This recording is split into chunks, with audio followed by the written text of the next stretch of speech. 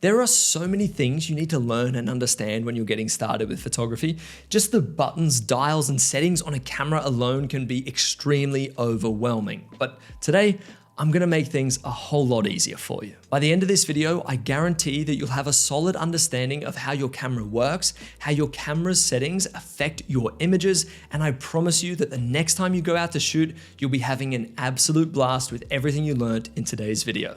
So let's dive in. Let's first kick things off with shutter speed. Shutter speed dictates how long your camera's sensor is exposed to light when you press the shutter button. For example, if we change our shutter speed here to 1/1000, our camera's shutter is gonna be open for a split second. However, if I change our shutter speed to, let's say, let's just do 1 second, then our camera sensor is going to be exposed to light for 1 second. The more time your camera sensor is exposed to light, the brighter your image will be, and the less time your camera sensor is exposed to light, the darker your image will be. Now, shutter speed also affects motion blur and blur in general in your image. For example, if we shot here with our 1 second shutter speed and the camera moved at all during that 1 second, we would get a blurry shot depending on how much the camera moved. But if we changed our shutter speed back to 1/1000 and we moved or our subject was moving, chances are it's not moving that quick, so 1/1000 would lock things in and freeze the motion in the shot. Let's then make our way over to the aperture setting. The aperture setting once again controls how bright or how dark our shot is and also controls how much light hits our camera's sensor. This is done through the lens though and has nothing to do with the camera body itself.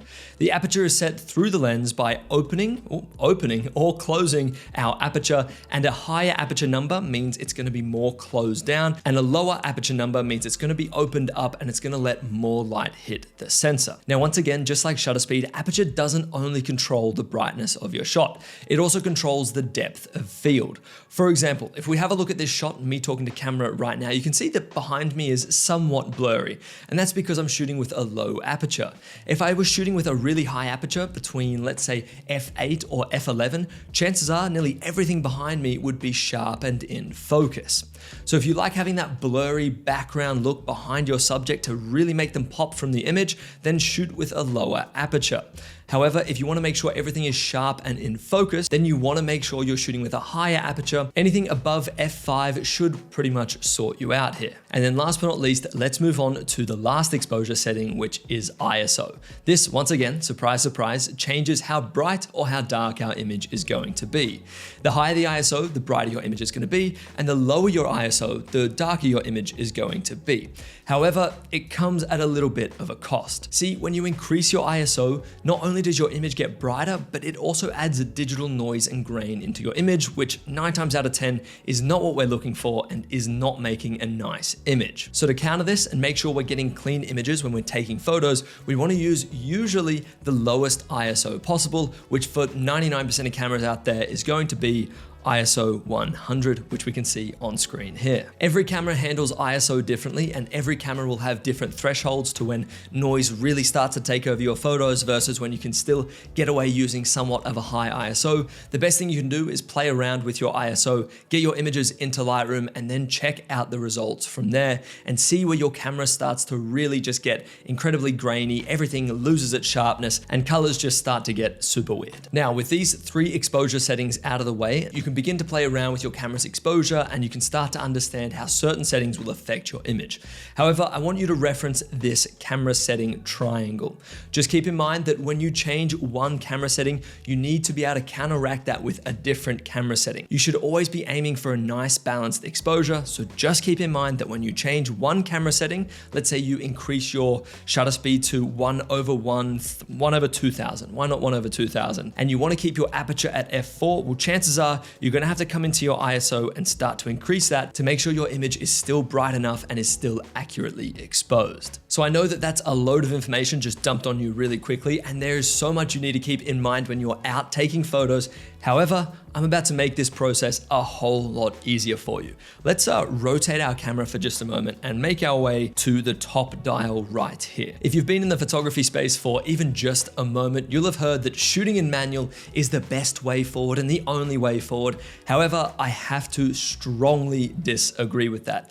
Even as a professional photographer myself who's been shooting for over 10 years, I find myself from time to time not shooting in manual. So I want to share what modes I use and how they can actually help you get way better at photography. So the first one I want to run you through is Aperture Priority. On Canon cameras, this is AV. It might be A on your camera, or it might have something to do with Aperture Priority. Either way, just look for the Aperture Priority mode and you'll be able to notice that it's Aperture Priority mode if we have a look at the back of our camera, as the only setting we can now change is our aperture, and we can also change our ISO. However, we can change this to auto ISO, and now the only setting we can change is our aperture. Shutter speed is completely grayed out. Now I find Aperture Priority mode so powerful and so useful because all you have to do is come in here, set your aperture to, let's say we wanted to shoot at f8, and now the camera will take care of the rest of the settings for us. And all we have to do is dictate whether we want a brighter or a darker image. And we can do that by just coming down to the exposure meter here and then just arrowing our way over to the left-hand side, which is, you can see on the screen here, is gonna make our image darker. Or if we wanted to make our image brighter, we could come over to the right-hand side and just move that little orange stick left or right. Chances are that things might look a little bit different to what you're seeing right now, depending on what camera brand you're shooting with, but I can assure you that they all work more or less exactly the same as each other. Now, personally, I find Aperture Priority mode the most helpful when I'm shooting things like landscape, street photography, and portrait photography. But if I'm shooting any kind of moving subject where I want to lock in and freeze the motion in the shot, then Aperture Priority isn't going to get me there because the aperture doesn't have any effect on the motion blur in my image whatsoever. So how can I get around this? Well, we're going to rotate our camera over once again, and then I'm going to make my way over to TV mode on Canon. It will be S mode on Sony, and depending on what other camera brands you're using, just look for Shutter Priority mode. And then if we rotate our camera back up again, now you can see that the aperture level is grayed out. And if we just rotate our top dial at the top of the camera, just up here, we can now change our shutter speed. But let's say we were shooting, I don't know, the F1 race, for example. I could come all the way over here and make sure I was shooting at 1/2000. And now guess what? All I have to do is open up my meter and then adjust my exposure as I see fit. So let's say I wanted to shoot at 1 stop below equal exposure, set that there, and now my camera is going to adjust all the other settings for me, the aperture and the ISO, and it's going to nail my exposure with me just being able to control the shutter speed. Now, the reason I like to shoot in Aperture Priority and Shutter Priority mode over full auto mode is because I still have control of the really key settings. I still have control over the shutter speed and the aperture, versus when you're shooting in full auto, all you have to do is choose the exposure value, whether you want your image to be brighter or darker, and then that's it. The camera will take care of the rest of the settings for you. It doesn't know what you're shooting. So if you're shooting really fast moving subjects, or if you want a really blurry background, or if you want everything to be in focus, your camera doesn't know. Shooting in Aperture and Shutter Priority allows you to change these settings and make sure you're taking the images that you want to. Now, while I wrap up talking to you about what camera mode you might be wanting to shoot in, I wanted to tell you about the photographer's pathway and the waitlist for that course. As we speak, I'm currently in the middle of filming all brand new photographer's pathway content. And if you're interested in really taking your photography seriously this year, you can go ahead and join the waitlist for that course down below. It will be releasing at the end of February, so depending on what time you're watching this video, it's either live, the waitlist is either live, or it's just about to go live. Inside the photographer's pathway, I teach you everything I know about photography, so you can skip the years of learning and get straight to the good part. I also set you challenges so you can make sure that you're actually progressing, and to make sure that you're putting exactly what I teach you into practice so you're getting better at photography. So if that sounds interesting to you, go and check the first link in the description, and I'll see you over there. All right, let's now move into focus modes. There are 2 focus modes you need to be using. There is autofocus one shot and autofocus continuous, and it's exactly what it sounds like. If we open up our camera right here, by the way, if you're shooting on Canon, I have no idea why, but they call autofocus continuous autofocus servo, or to be specific, AI servo.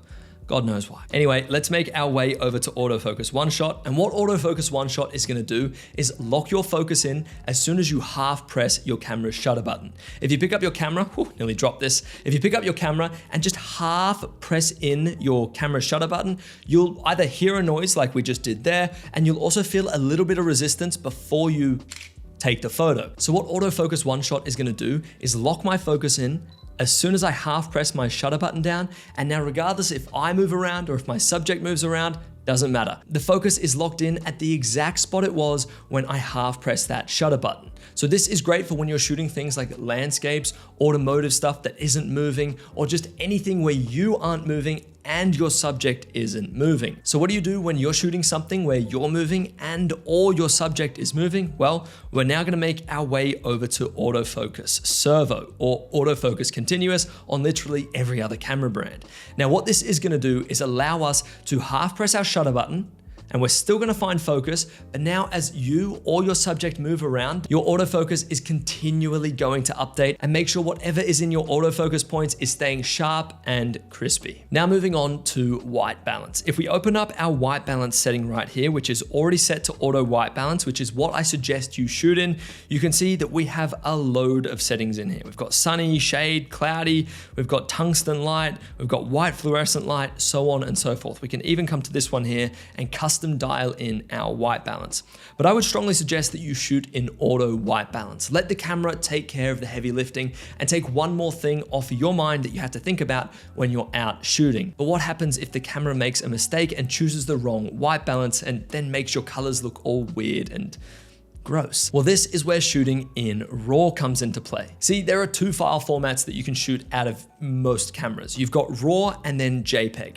JPEG is just a compressed version of that RAW. It's already got a bit of post-processing baked onto it, or edits baked onto it, if you will, and you don't have as much flexibility when editing the colors, the exposure, and the white balance in your photos as you would if you were shooting in RAW. And that's why I suggest shooting in RAW or shooting in both. If we have a look at the file type that I'm shooting in here, you can see that I'm shooting in RAW and I'm shooting in JPEG large. This means that if I don't plan on editing my photos all that much, I can just delete the RAW photos and then I can edit all the JPEG photos. However, if the camera has made a mistake, I can take those RAW photos, put them into Lightroom, and then have complete control over things like the white balance, the exposure, and all the other colors and edits that I want to make to my shot without completely ruining the quality of the image. So shooting in auto white balance can be a huge time saver when you're out in the field, but you might just have to play around with the white balance of your image when you're editing them in Lightroom. Just make sure you're shooting in RAW. And there we go. That wraps up today's video. You've now got pretty much everything you need up your sleeve to be able to get started with photography, go out and have a load of fun shooting photos. Just to recap, make sure you understand shutter speed, aperture, and ISO, and change your camera's mode to aperture priority and shutter priority. And this is the fastest way you'll be able to learn the 3 most important camera settings so you can take better photos. Also, make sure you're keeping your focus mode in mind as well, so your images are staying sharp and crispy. And to ensure you've got accurate, true to life colors in your shot, I would strongly recommend to shoot with auto white balance, and then make sure you're shooting in RAW as well. So if the camera makes any sort of mistakes when you're moving from an indoor scene to an outdoor scene, you can quickly go into Lightroom, change your white balance, and everything will look great.